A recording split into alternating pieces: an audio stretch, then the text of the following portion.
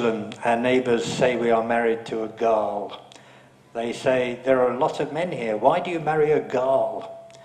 They call me a prostitute. In the queue for rations, they say we smell and tell us not to stand next to them. The Somali clerks reduce our rations. We cannot challenge them. Sometimes we go without food.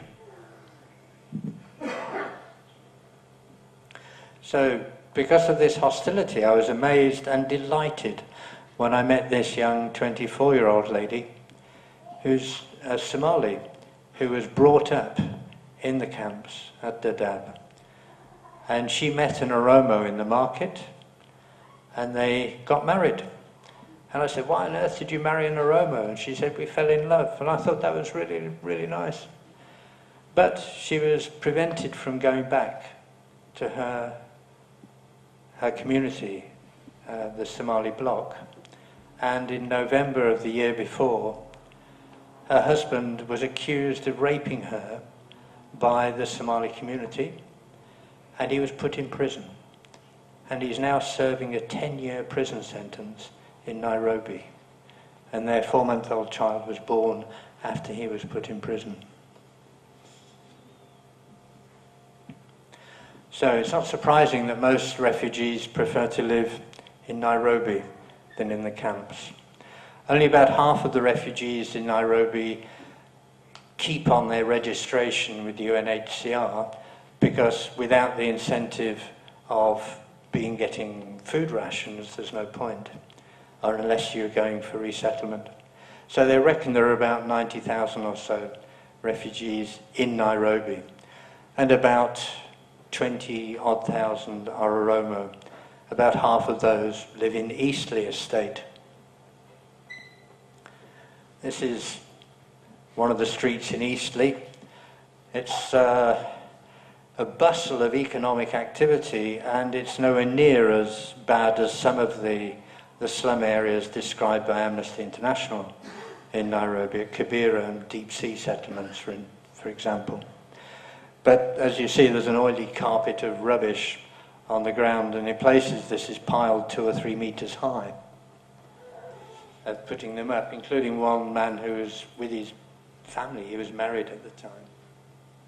And many genuine reports of agents operating from the embassy attacking refugees. And I was told there are at least between 30 and 50 informers of the embassy in Nairobi.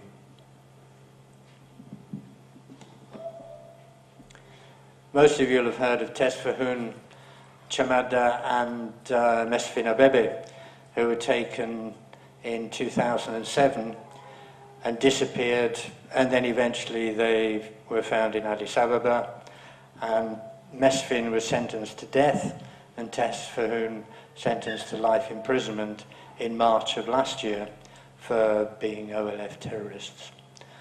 Well, another 2 that I knew about, this fellow, Gabriel Fakadu, and Sefu Magarsa, they were taken in September 2008. I spoke to people that Sefu was actually sharing a meal with the evening before he was taken away. They both disappeared in custody, and we think that Sefu was killed in detention. As far as we know, Gabriel is alive but injured. I was sent to ask about the security and health needs of the refugees in Kenya. In terms of physical health, there are problems, sure, but they're exactly the same as the problems faced by everybody in Kenya. The infant mortality rates, maternal mortality rates, life expectancy were the same as they would be for any Kenyan, and the diseases they had at the camps were the same as, and the prevalence rates were the same as any Kenyan. What was different was the mental ill health, and I was not prepared for this. It took me by surprise. And one NGO chap said, well, some have run out of the spirit of living, as you see here. And in Kakuma, they all said the main problem here is mental health, stress, idleness from being restricted to Kakuma town. Now, you expect refugees to have suffered trauma, otherwise they wouldn't be refugees. And their history is characterized by many areas of loss. Loss of family, loss of friends, loss of job, loss of education, loss of prospects, loss of future. And add to this being restricted geographically to a camp. So, and you have to get back in, there's a curfew, you have to be in the camp by 6 o'clock at night. You're not allowed to go more than 5 kilometers from the camp. I met one fellow who'd been in Kakuma for 18 years. And he'd been once to Nairobi and once, no, that was it. He'd only been once to Nairobi in 18 years. If you're detained for being part of the OLF, there's a reason for your detention. You can justify it, it's part of the struggle.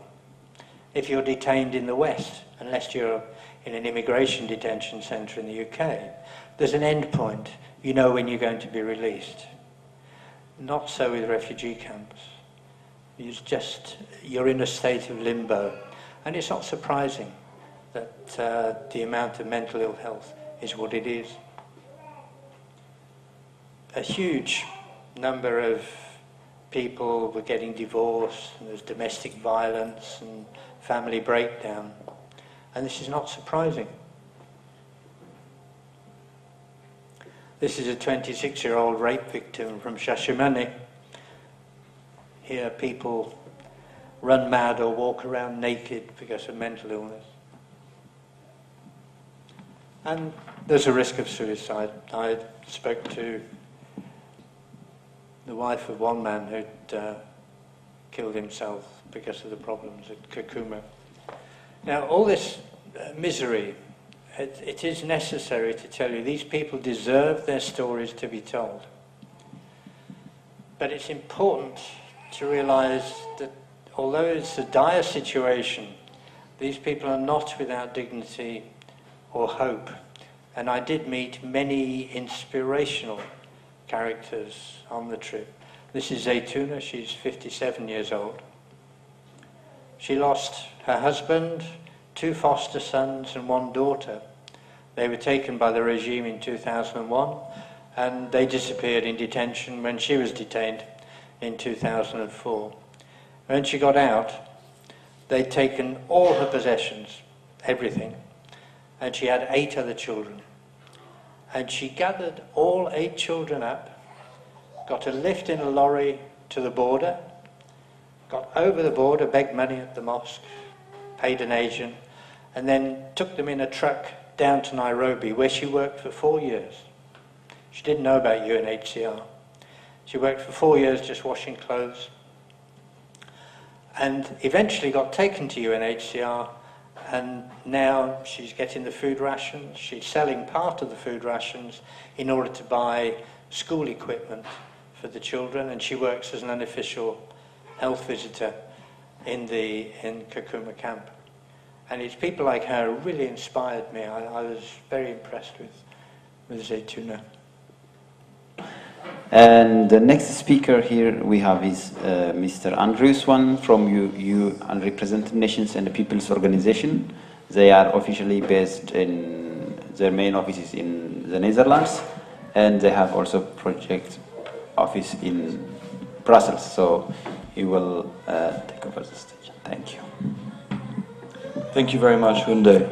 And ladies and gentlemen, first allow me to extend thanks to Dr. Getachew and the Oromo Parliamentarians Council for their kind invitation for me to join you here today for what is a much needed conference assessing the current state of the Oromo nation. The UNPO is closely engaged with the issue of human rights and accountability in Ethiopia, working as we do with representatives of both the Oromo and the Ogaden communities, amongst others. The title of today's conference is telling in itself. For what we are seeing today is tolerance of a regime that is associated with severe electoral irregularities, an intolerance for political dissent, torture in detention centers and elsewhere, and a very prickly attitude to any form of criticism. I know of only a few other examples where such truculence is still rewarded by the international community, whose masochism